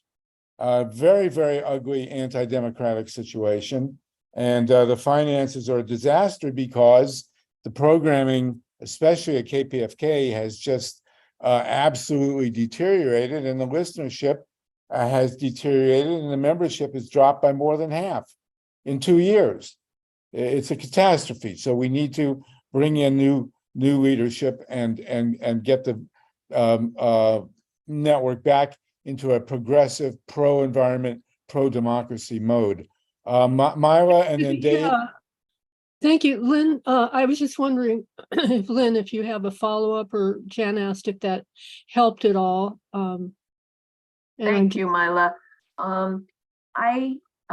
It helped to explain, you know, where we're at least, you know, the Empire State Building isn't going to fall on us. But it doesn't really help me to clarify what kind of strategy is going to confront directly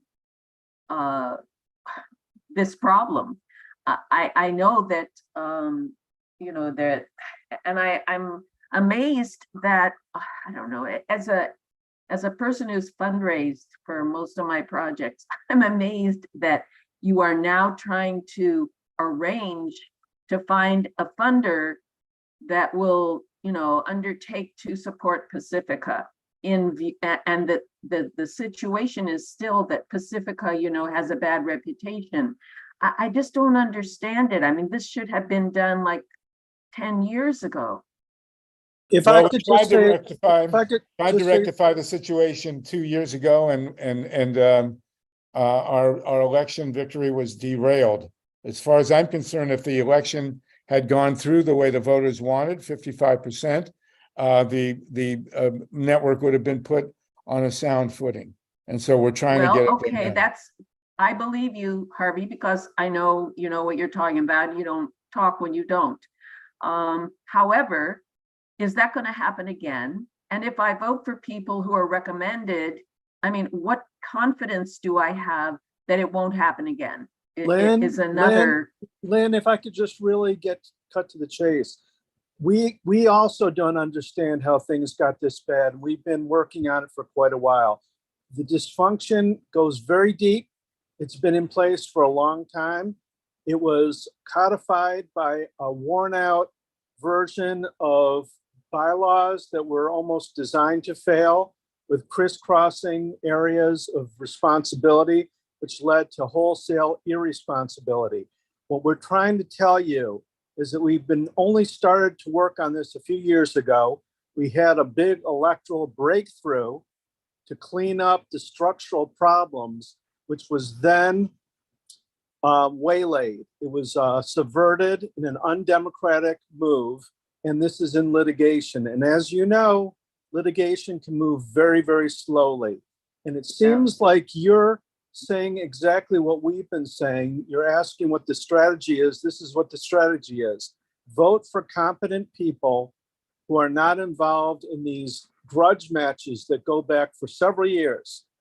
And I was just on the WPFW local station board meeting, and it took them 45 minutes to decide not to give 90 seconds to 5 speakers, to 5 or 6 speakers. I'm telling you, your frustration is evident, and believe me, we share it. We're probably even more frustrated than you are because we've been up to our Yeah. nose in this. And Jan specifically, you know, you say, why is she only getting around to it now? That's not fair. And I understand that we haven't explained this, but Jan took it upon herself to go around the gridlock on the national board that was too busy bickering than to raise money, to pay their rent, to do different things that weren't being done. And Jan, almost single-handedly, she also has a lot of friends who love her and care about her, and they took her word for it, and they took money out of their retirement accounts to put together a bridge loan so they didn't have to sell off assets. She basically saved Pacifica as a network. So she is not just doing this now.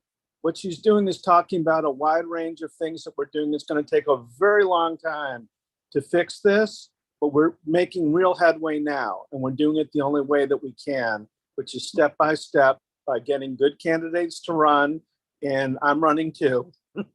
But there's a lot of really stellar people. Okay, thank you. And we're going to Thank do what you. we I can really to clean up the mess. appreciate that explanation, and I had no intention to malign Jan Goodman in any way. I respect her highly and her work. I just, you know, I guess, you know, I'm not going to repeat myself. What I would like is if you would get together and just put a list of people who we're going to vote for. I will copy the list and paste it. I mean, I'm Great. I The don't list is at really. newdaypacifica.org. New Day For, Pacific. for KPFA, I think it's the KPFA protectors. There's a link to it, however, at New Day Pacifica. There's Oh, a yes, link Myra to the just put it in. KPFA. I want to point out that Mike Hirsch is a candidate for, and gratefully, we're grateful for Mike for running for the board in DC, and we know he's gonna make a huge difference there.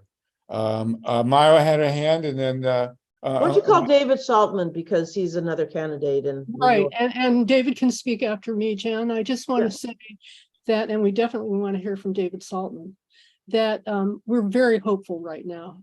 We've worked very hard. We're in it for the long, you know, we're in the long game here. We have an extraordinary asset that we have to protect, and we're going to win. And right now we have amazing candidates that you can vote for and urge your friends to vote for. We have fantastic candidates running at all of the stations, and please get involved. Please vote. Your ballot has to be received by September 30th. So we only have 13 days, I believe, to get the vote in. So do whatever you can to get out the vote and vote yourselves, and we're going to win it. We're in it for let's the hope. long game. God help us. Dave Saltman, no stranger to election shenanigans. Go ahead, Dave. Well, I'm really kind of following up to what Lynn's been saying, because I've been involved now for the last few weeks since I became a candidate in these insanely non-productive meetings with the WBAI, staff, or who I don't even know who these people are. And Local station board. It's the local station board. So here's my question. I mean, I used to spend a lot of time in the Arab world. The Arabs have a wonderful saying, "Where's the dead camel buried?" Who is resisting you? In other words, you won the election. You've got the money. Where's the problem? Where's the dead camel buried? I think I know, because we had several meetings saying, we want your best ideas. We want your fundraising ideas. I've done a lot of fundraising. I've raised millions of dollars for public television, and it's totally applicable to public radio. And I don't give this stuff away for free, but I did. I told them how to do it. And you know how many calls I got? And all the station executives and personnel and whatever were listening. You want to know how many calls I got back to ask more questions? 0. And so they don't care. It's not about this. It's about power. And you're out and they're in at the moment. How did that happen? And how can we reverse that? Where's the dead camel buried? Well, the problem is the dead camel is running the show right now. Yeah, exactly. That's exactly the problem. I mean, Right. if you can win the election and get the bylaws changed, so what? If they can undermine you, how did that No, even happen? we have a chance to take power here. How? But by getting people like you on the local station boards. Because local station boards have no power. Where's the power? Power's in the national board. The Well, local station boards get to nominate people for a national board. And the Yeah. national board was the one that upended the election and sued the people trying to fix the problems that they were causing. I've never seen anything like it before. I've seen. Oh, I lack did. of- Ohio, Florida 2000 and Ohio 2004. That's where we saw it. Well, it's very similar chicanery, but what I'm talking about is you've got people who know what they're supposed to do, know that they're not doing it, not filing for free money from foundations that were supportive of the network, not doing their paperwork, not doing what they were supposed to do, having Jan and other people say, we'll help you, them saying no. We say, somebody's got to be responsible for this. They all say, not me, not me, not me. We do on our own dime and with our own time, come up with a rational set of bylaws.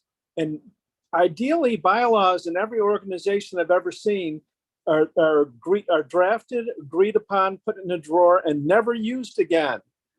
Only in case of emergency. It's like break glass in emergency.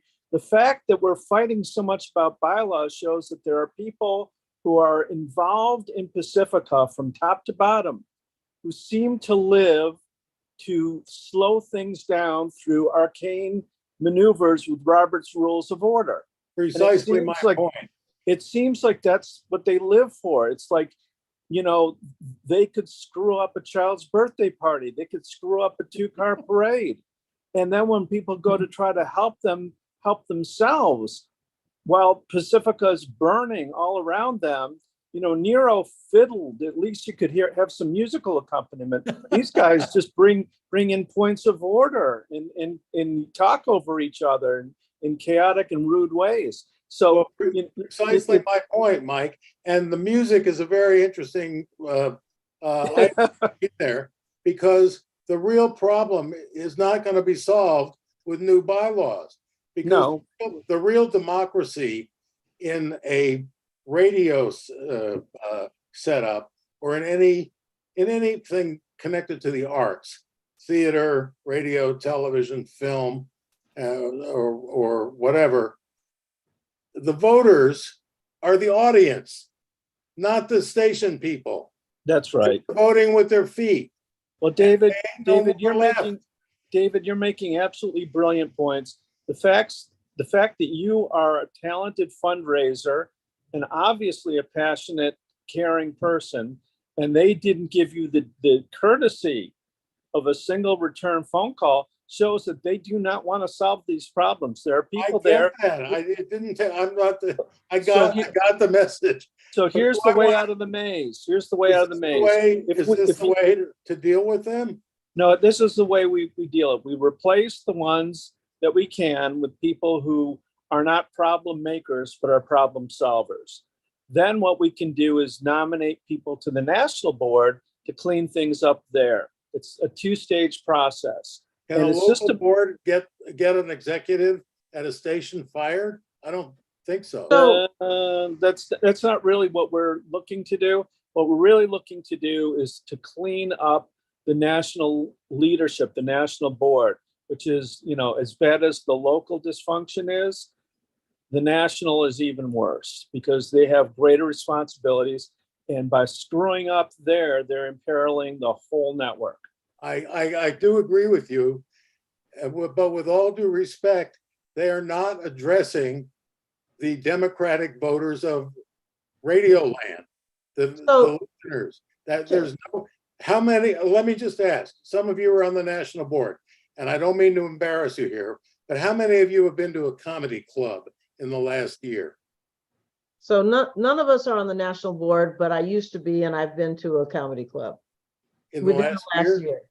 Yeah. So Because I'm proposing that instead of instead of calling them the local station boards LSB, we should change it to LSD, because that's what describes the board meetings. now, oh, correct me, speaking on that point, correct me if I'm wrong, but I think I read in one of the blasts that came out that the local boards are actually going to be disbanded and changed into a community advisory. Okay, board of some sort. so let me just address a couple of these things. For one thing, the part of the big lie about the New Day bylaws is that there's going to be no more local station boards, and that is not true. The local station boards will be changed, and the biggest change, of course, will be that they won't be electing the national board, because the members will be directly electing the national board, just like the UAW. The UAW, and to say that the bylaws don't make any difference and the structure doesn't make any difference is belied by the fact of what's happening in the streets in Detroit and Chicago right now, because this president of UAW is the first president of UAW that was directly elected by members of UAW, because they changed their structure and they were able to elect a reformer who could do reform, and that's why they're asking for things and fighting for a new contract. And the same is true, can be true in Pacifica land. If people are directly electing their representatives to the national board and the leadership, you can expect a very different group of people in the leadership. It won't be LSB electing the PNB and the PNB electing the president. It'll be people electing people straight off. All I can say is, as a professional broadcaster, the only voters I really care about are the audience. Well, and as far as I'm concerned, the LSBs aren't doing anybody any good anyway. well, I don't you're care if 1000% correct. And one of the things is that under the present structure, even the national board, instead of making policy and hiring an executive director to, who presumably is going to know something about making audiences happy and staying on mission, the PNB is micromanaging everything, including the executive director, who has been told that she cannot hire or fire anybody. So it's really, it's really screwed up. So when you think it's screwed up, it is screwed up. And the audience is walking with their feet. Los Angeles had more than 10,000, had more than 11,000, had maybe close to 11,000 voters 2 years ago, members. Now we have just around 5,000. People have left in droves. They're voting with their feet because the programming is miserable. Programming sucks and has become not only not low production values, but it also is qualitatively, there are right-wing points being made every day on the air, not just being heard, but being advocated for. This is really interesting, and I'm curious as to whether or not everyone, or at least a good percentage of people on this call are interested. And I know Wendy has her hand up, and Mike and Steve Kaiser. So I'm gonna hand Well, this over I to just, you. I just want to say really, really quickly that once we get started listing the problems, that's going to take hours. It might never end because even as we're talking about current problems, new ones keep cropping up. So what I'd like to do is kind of turn the corner and give a shout out to Sluggo and his team in LA. And it just goes to show when people are not immersed in these grudge matches and this, you know, dysfunction, that they can get together and have a good meeting. I don't know if it's actually fun, but at least the meetings are to the point and endurable, at least, especially as meetings go. And Sluggo, if you could just say a few words about what it used to be like and now what it's like, since you and some level-headed people, well, I don't want to accuse you of being level-headed, but at least some people who know how to get things done. Well, what's I got to your give thought? all the credit to Mila and Jan. They put together an incredible team in LA. The people running for the board for New Day in LA are fabulous. And God willing, let's hope to God that we get a fair election. I'm very nervous about how this election is being conducted. And the camel, the nature of the camel, we don't know where these people are coming from. Incredibly disruptive, negative, engaging in personal attacks, which are completely unwarranted. You know, this stuff is in another world. We are interested in progressive, quality broadcasting, both in terms of politics, social justice. We actually have a show on PACIFICA now at KPFK that advocates for nuclear power. How did this happen? I mean, we're getting right-wing programming on KPFK. This network was founded for peace, social justice. Yeah. There's so much negativism and so many problems, but can you tell us about the progress that you've made on the board with Jan and Mila? And just, I know it's so tempting to keep focusing on the problems, but I think we've had I don't know, 5 or 6 board meetings at KPFK now that have gone under 2 hours and that have actually accomplished things. What a concept. You know, people are quality. They're interested in, they give up part of their Sunday to work on actual issues facing the station. We have plans where we can improve get the programming where it needs to be, that people will rejoin the station and the network as a whole and support it financially. And that's what needs to be done. And we've had meetings now, successive meetings. The KPFK board meetings were indescribable. And now we actually get business done. So it's a very big deal. And I give all the credit to Mila and to Jan, who've really put together an incredible team, including you and Tatanka and Dave and Camilla, who's on the call, and others who really stepped up to the plate here. But we have to win this election, and I'm nervous about it because there are a lot of red flags about how this election is being conducted. But Jan just put together a piece on what New Day really stands for, and I hope you'll post it at the website. And I've written a couple of pieces. I'm going to start circulating it. We know how to run a radio station. You know, we've got people like Dave who've been doing it since college. I used to listen to Dave on the college radio station in Ann Arbor, and back in the previous century. And we know people. Camilla, we know what to do. Tatanka is seasoned. We have people. We have a clear political agenda, which is progressive, social democrat, and green, and pro-democracy. And that's where. And when we do that, and we announce that we have new programming and new management, the members of KPFK and the other stations will come flocking back and will be supported. And we are also in the middle of a major technological transformation. Radio is not what it used to be, and the internet is. And we're technologically at Pacific, we're a dinosaur. There's been no movement towards really. It was a theater like that I went and. Who's speaking? Anyway, it's Wendy's turn. Let Wendy speak. Wendy, go ahead. Thank you so much, Steve. I appreciate that. I think you were behind me. But I do have something related directly to this that I've actually been wanting to say for just a second, kind of related to Mike's point. But first, I want to say thank you to Jan. We hope you're taking good care of yourself as well.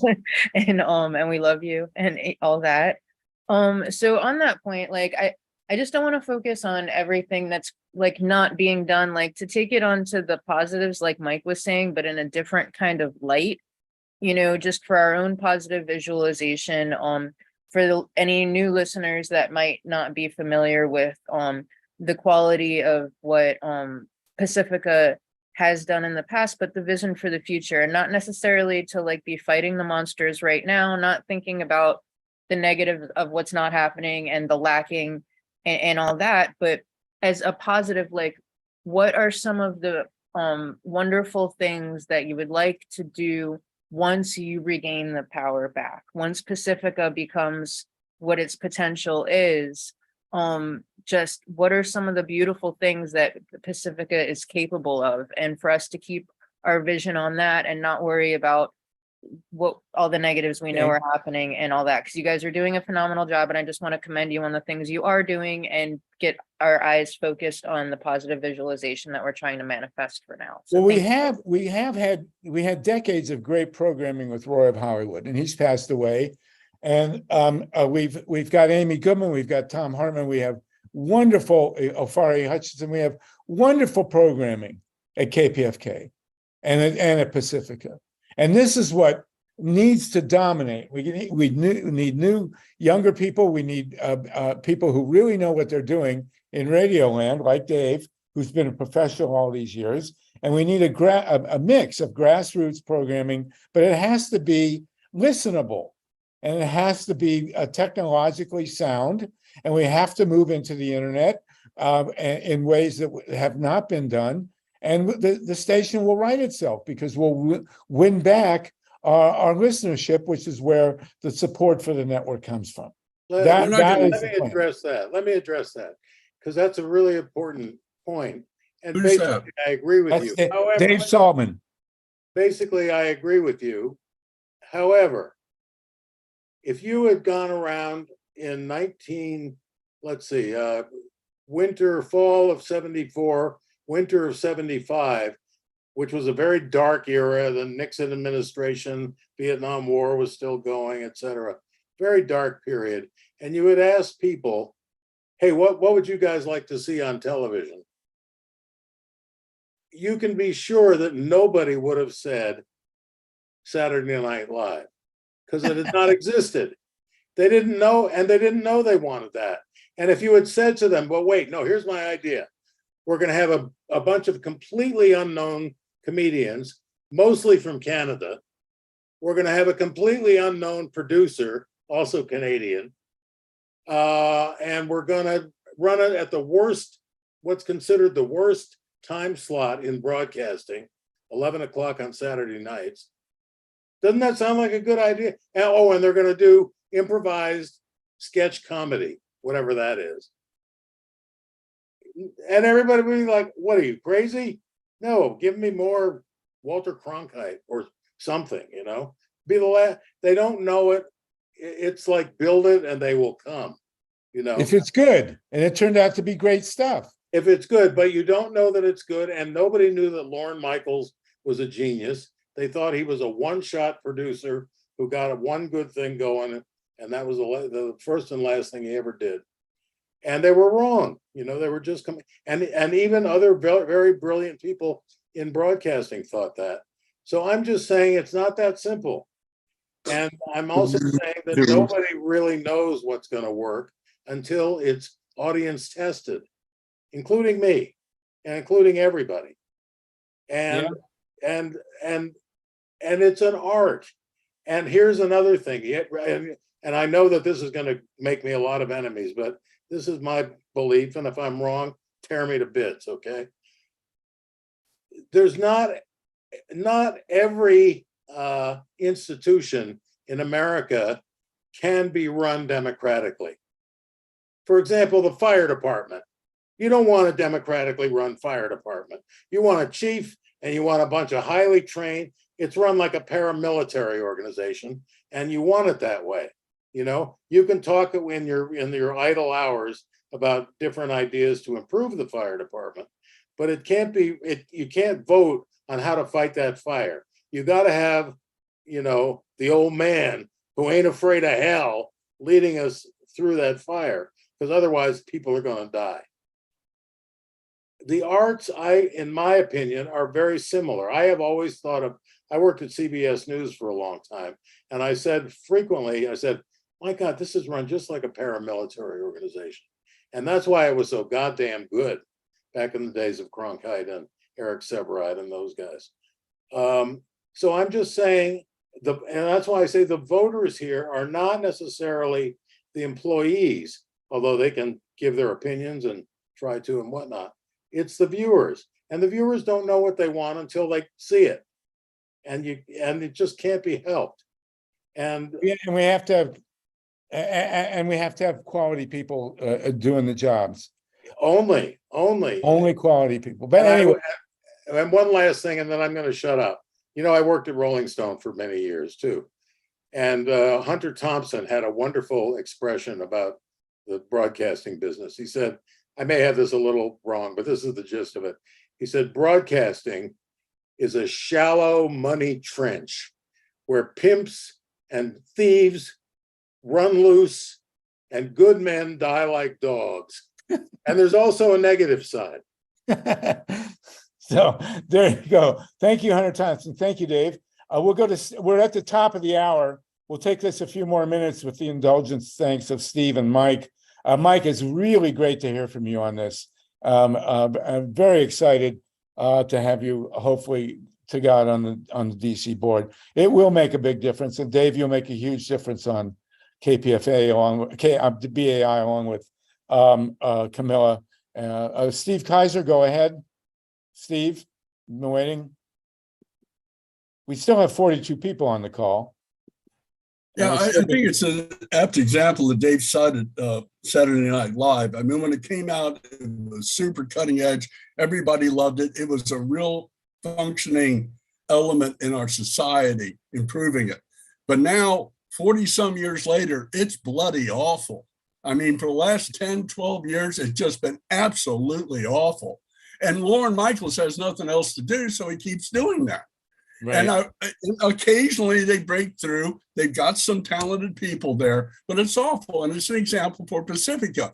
Pacifica is fucking awful. It has been for years. It died 20 years ago. It's been a zombie organization for the last 20 years. And I want to have faith in, Jan, what you're doing here with New Day, but this just seems like 4 people to come in and to run things. And I agree the LSB should be smaller. So there are less people that had the divine right to be heard that day. And maybe the national board, maybe it would improve by doing that. But at the root cause, we've got to look what's really going wrong. People are not buying what we're selling nowadays. They do no longer want this. Now, originally they were members. Today they're consumers. They're not members. In the 40s and 50s, that's when membership worked. We invented this, just give us money and we'll try and give you good entertainment model that everybody is on top of nowadays. So everybody has to be sent to. We have to come up with programming that sells. Now, when I was on the board about 8 years ago, I kept on focusing on premiums because that actually brought money in the door. But now what we need to focus on, which I've been raising with the development group, is people dying. Death is a growth industry for us. People our age and older are dying and they've got places they can leave their money. And we want to be a number one doing that. And we want to be able to get out there and offer them charitable lead trusts, charitable remainder trusts, lots of things that can improve their tax picture. But that's who we have to go after.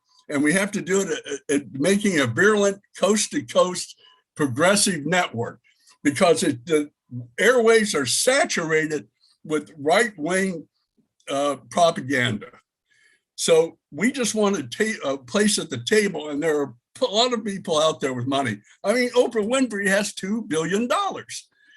And she's got to be a sympathetic voice for a stronger dialogue. I mean, she is a journalism person at root and always has been. So we've got people out there that can join this. But and I like that we're trying to do some different things, but we've got to concentrate on people that are getting older and want a progressive voice out there and are willing to step up to the plate and put it together. That'll be nothing. Yes, and I do, very good, Steve. Thank you for that. I do want to mention.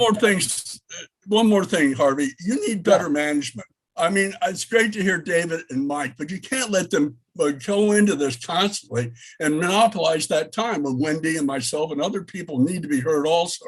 So you need better management of time like that too. Maybe 1 minute at most. Thank you. Thank you, Steve. Well, we let it go today, but we have had time limits, but we need competent people. I mean, one thing that really distinguishes so many of the comments we get is that they're coming from a place of incredible incompetence. I mean, if you listen to the stuff that's on KPFK now, it's god awful, and we can't have that. And it's right wing. Where did this come from? That we're starting to get pro-nuclear, anti-democracy. We even had some anti-Semitic stuff. I mean, it's just horrific, and it's got to be changed. And I do want to mention, by the way, that Dave Saltman, who I've known since 1963, by the way, did discover Gilda Radner.